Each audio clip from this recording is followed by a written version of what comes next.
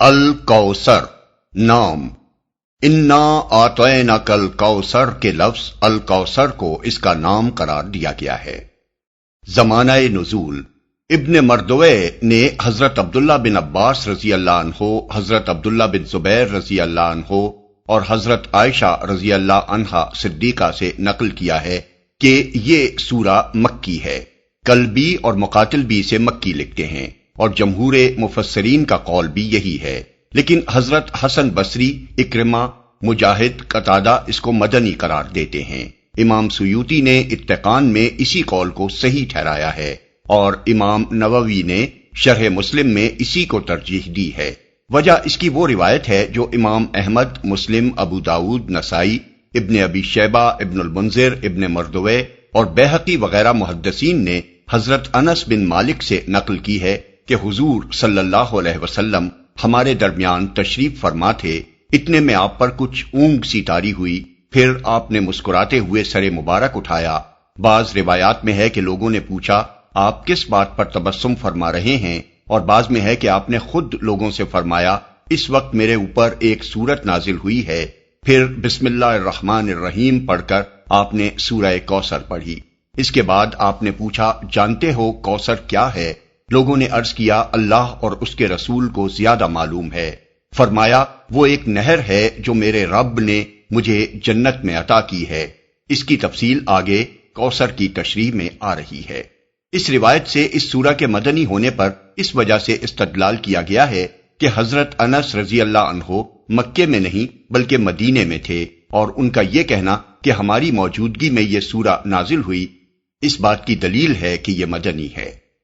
مگر اول تو انہی حضرت انس سے امام احمد، بخاری، مسلم، ابو داود، ترمذی اور ابن جریر نے یہ روایات نقل کی ہیں کہ جنت کی یہ نہر یعنی کوثر رسول اللہ صلی اللہ علیہ وسلم کو معراج میں دکھائی جا چکی تھی، اور سب کو معلوم ہے کہ معراج ہجرت سے پہلے مکہ میں ہوئی تھی۔ دوسرے، جب معراج میں آپ کو اللہ تعالیٰ کے اس عطیے کی نہ صرف خبر دی جا چکی تھی بلکہ اس کا مشاہدہ بھی کرا دیا گیا تھا، تو کوئی وجہ نہ تھی کہ حضور کو اس کی خوشخبری دینے کے لیے مدینہ طیبہ میں سورہ کوثر نازل کی جاتی۔ تیسرے، اگر صحابہ کے ایک مجمع میں حضور صلی اللہ علیہ وسلم نے خود سورہ کوثر کے نزول کی وہ خبر دی ہوتی جو حضرت انس رضی اللہ عنہ کی مذکورہ بالا روایت میں بیان ہوئی ہے، اور اس کا مطلب یہ ہوتا کہ پہلی مرتبہ یہ سورت اسی وقت نازل ہوئی ہے، تو کس طرح ممکن تھا کہ حضرت عائشہ، حضرت عبداللہ بن عباس اور حضرت عبداللہ بن زبیر جیسے باخبر صحابہ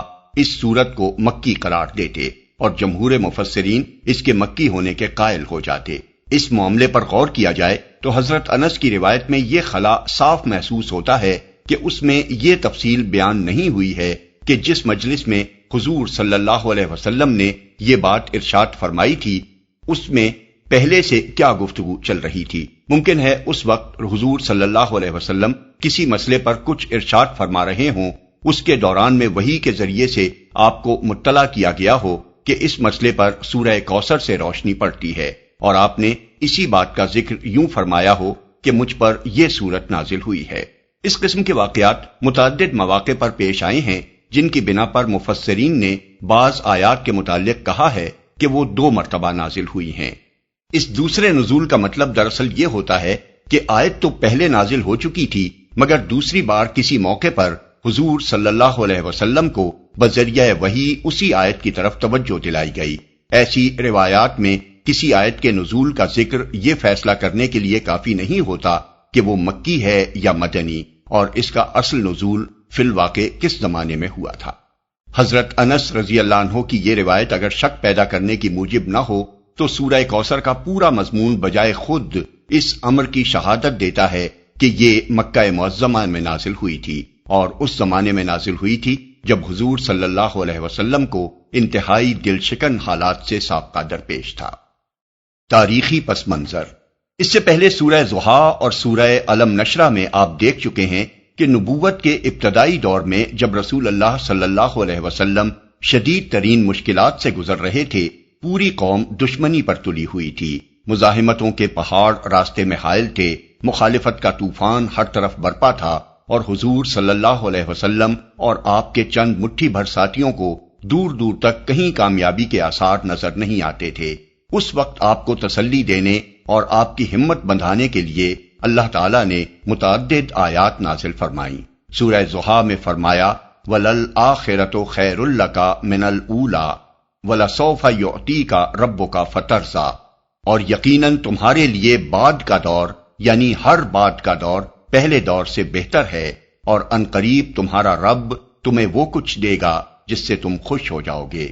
اور علم نشرح میں فرمایا کہ وَرَفَعْنَا لَكَ ذِكْرَكَ، اور ہم نے تمہارا آوازہ بلند کر دیا، یعنی دشمن تمہیں ملک بھر میں بدنام کرتے پھر رہے ہیں، مگر ہم نے ان کے علی الرغم تمہارا نام روشن کرنے اور تمہیں ناموری عطا کرنے کا سامان کر دیا ہے۔ اور فَإِنَّ مَعَ الْعُسْرِ يُسْرًا إِنَّ مَعَ الْعُسْرِ يُسْرًا، پس حقیقت یہ ہے کہ تنگی کے ساتھ فراخی بھی ہے، یقیناً تنگی کے ساتھ فراخی بھی ہے، یعنی اس وقت حالات کی سختیوں سے پریشان نہ ہو، ان قریب یہ مصائب کا دور ختم ہونے والا ہے اور کامیابیوں کا دور آنے ہی والا ہے۔ ایسے ہی حالات تھے جن میں سورہ کوثر نازل کر کے اللہ تعالیٰ نے حضور صلی اللہ علیہ وسلم کو تسلی بھی دی اور آپ کے مخالفین کے تباہ و برباد ہونے کی پیشن گوئی بھی فرمائی۔ قریش کے کفار کہتے تھے کہ محمد صلی اللہ علیہ وسلم ساری قوم سے کٹ گئے ہیں اور ان کی حیثیت ایک بے کس اور بے یار و مددگار انسان کی سی ہو گئی ہے۔ اکرمہ کی روایت ہے کہ جب حضور صلی اللہ علیہ وسلم نبی بنائے گئے اور آپ نے قریش کو اسلام کی دعوت دینی شروع کی تو قریش کے لوگ کہنے لگے بطر محمد منا۔ ابن جریر یعنی محمد اپنی قوم سے کٹ کر ایسے ہو گئے ہیں جیسے کوئی درخت اپنی جڑ سے کٹ گیا ہو، اور متوقع یہی ہو کہ کچھ مدت بعد وہ سوکھ کر پیوند خاک ہو جائے گا۔ محمد بن اسحاق کہتے ہیں کہ مکہ کے سردار آس بن وائل سہمی کے سامنے جب رسول اللہ صلی اللہ علیہ وسلم کا ذکر کیا جاتا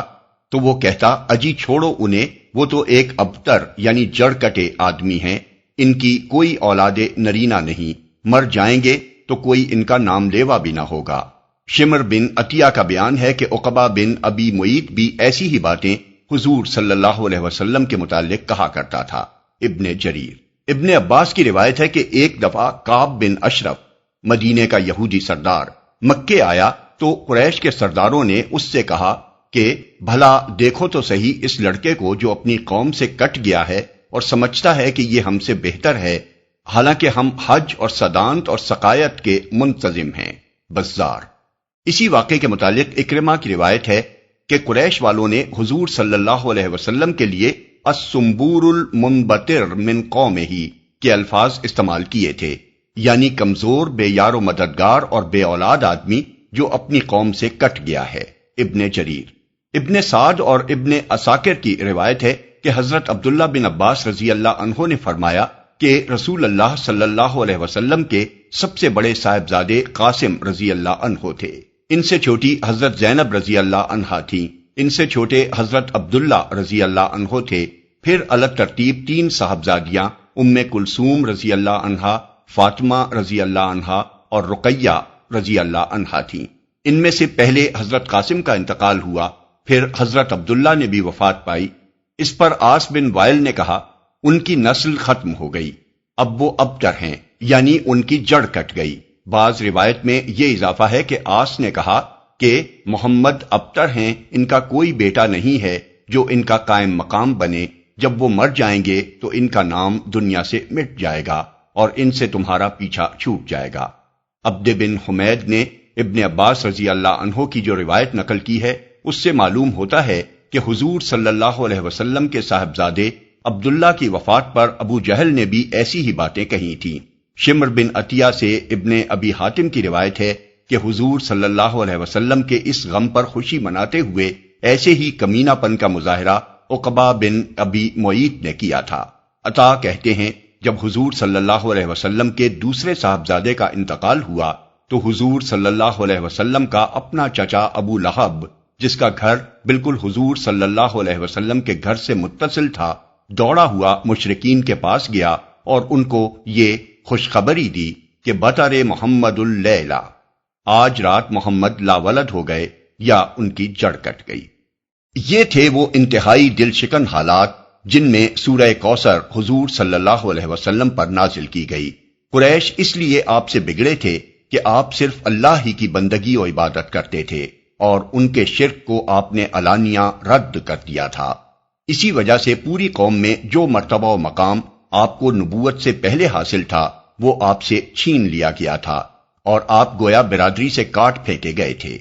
آپ کے چند مٹھی بھر ساتھی بھی سب بے یار و مددگار تھے اور مارے کھدیڑے جا رہے تھے۔ اس پر مزید آپ پر ایک کے بعد ایک بیٹے کی وفات سے غموں کا پہاڑ ٹوٹ پڑا تھا۔ اس موقع پر عزیزوں، رشتہ داروں، قبیلے اور برادری کے لوگوں اور ہمسایوں کی طرف سے ہمدردی اور تعزیت کی بجائے وہ خوشیاں منائی جا رہی تھیں اور وہ باتیں بنائی جا رہی تھیں جو ایک ایسے شریف انسان کے لیے دل توڑ دینے والی تھیں جس نے اپنے تو اپنے غیروں تک سے ہمیشہ انتہائی نیک سلوک کیا تھا۔ اس پر اللہ تعالیٰ نے آپ کو اس مختصر ترین سورہ کے ایک فقرے میں وہ خوشخبری دی جس سے بڑی خوشخبری دنیا کے کسی انسان کو کبھی نہیں دی گئی، اور ساتھ ساتھ یہ فیصلہ بھی سنا دیا کہ آپ کی مخالفت کرنے والوں ہی کی جڑ کٹ جائے گی۔